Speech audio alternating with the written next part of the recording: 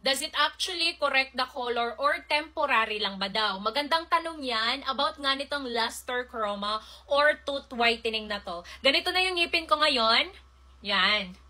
Everyday ako gumagamit nito, pero once a day lang talaga ako gumagamit. Napaka-yellowish ng teeth ko dati, pero ngayon ganito na siya.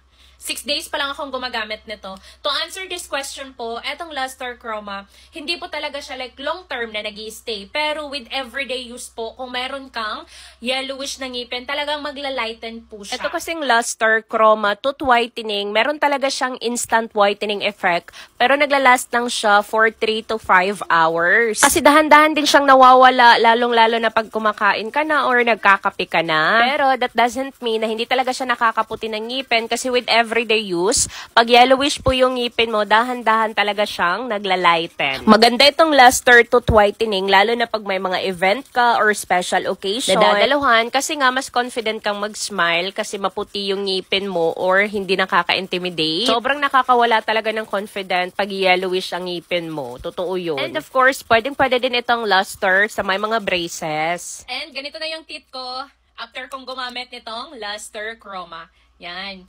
200 plus pesos lang to. Kung ikaw lang isa ang gagamit nito, umaabot siya ng 1 month kasi marami siyang laman. And ilalagay ko ang link nito sa Yellow Basket.